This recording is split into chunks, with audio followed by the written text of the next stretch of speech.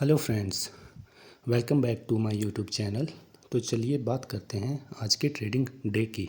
तो आज हमें अपने सेटअप के अकॉर्डिंग ट्रेड मिला और हमने 44,400 की पुट को 136 के भाव पर बाय कर लिया। बट आज के हमारे इस ट्रेड में स्टॉप लॉस हिट हो गया और हमने एसएल हिट होने पे 500 रुपये का लॉस बुक कर लिया। तो चलिए आगे बैंक निफ्टी के चार्ट पर चलकर देखते हैं। तो हमने बैंक निफ्टी का 5 मिनट का चार्ट ओपन कर लिया है। इस पे मैंने 3 लाइंस हॉरिजॉन्टल लाइंस ड्रॉ की हुई थी जो कि 44,561 पर थी। ये हमारे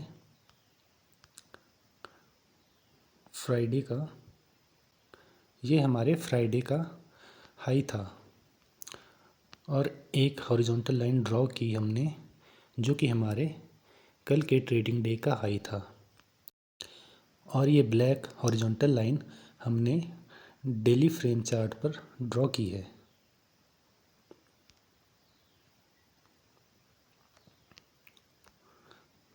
तो आप देख सकते हो कि 9:20 पर हमारे 5 EMA का सेटअप बन रहा था। तो जैसे ही 9:20 की कैंडल का लो ब्रेक हुआ तो हमने 44,400 की पुट बाय कर ली।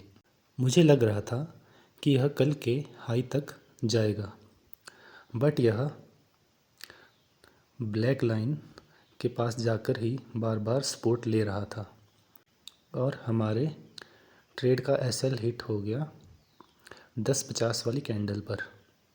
तो हमने यहाँ पर अपना ट्रेड क्लोज़ कर दिया।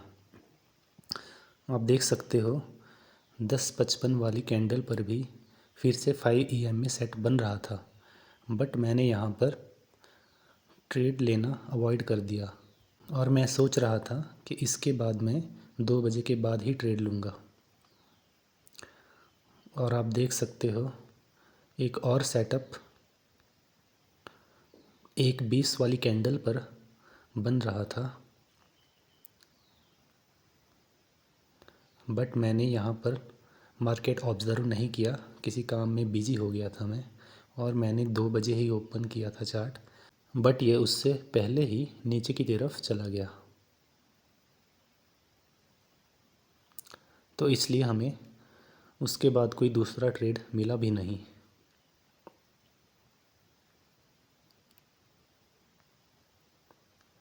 आप देख सकते हो कि इसने कल के हाई से सपोर्ट वापस लिया और 44,350 से वापस 44,460 टच किया। यहाँ पर भी 2:10 वाली कैंडल पर 5 EMA का बाइंग साइड का सेटअप बन रहा था। ये ट्रेड मैं देख रहा था और लेने की भी सोच रहा था, बट अपने रूल्स को फॉलो करते हुए मैंने इसको अवॉइड कर दिया। अदरवाइज़ इस ट्रेड को लिया होता तो यहाँ पे भी लगभग 30 पॉइंट्स का प्रॉफिट हो जाता। बट मैं इस सेटअप को सेलिंग साइड के लिए ही टेस्ट कर रहा हूँ, तो इसलिए मैंने यह ट्रेड अवॉइड कर दिया।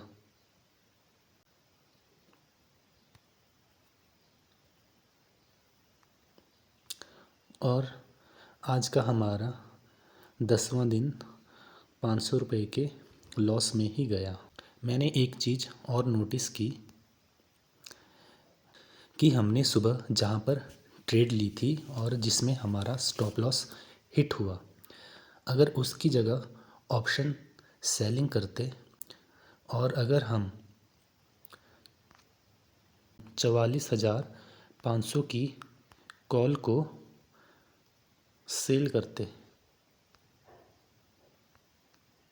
ये रही हमारी 9:20 की कैंडल, तो हमारा सेलिंग प्राइस होता 157 से बिलो, 155 मान सकते हैं हम। चलो हम इसको 155 मान लेते हैं कि हमने 155 पर इस कॉल को सेल कर दिया। तो आप देख सकते हो कि 10:50 पर हमारा स्टॉप लॉस हिट हुआ था। तो अगर हम ऑप्शन सेलिंग कर रहे होते तो यहाँ पर जो हाई लगा है वो 159 लगा है। इट मीन्स हमारे एंट्री प्राइस से जस्ट 4 to 5 पॉइंट्स ऊपर।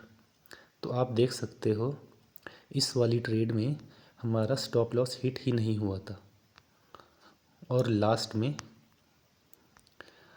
हमें अराउंड 80 to 85 पॉइंट्स का प्रॉफिट हो जाता।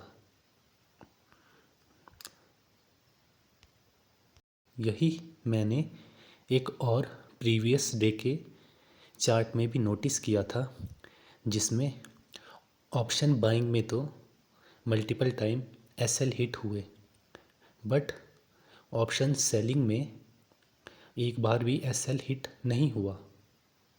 तो इसलिए मैं सोच रहा हूँ कि अपने सेटअप के अकॉर्डिंग जो ट्रेड मैं ऑप्शन बाइंग में लेता हूँ, सेम ट्रेड मैं दूसरे अकाउंट से ऑप्शन सेलिंग में भी लूँगा।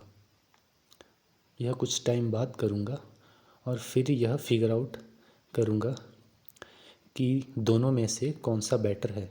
वैसे तो हम सभी जानते हैं कि सभी कहते हैं कि ऑप्शन सेलिंग ही सेफ साइड है।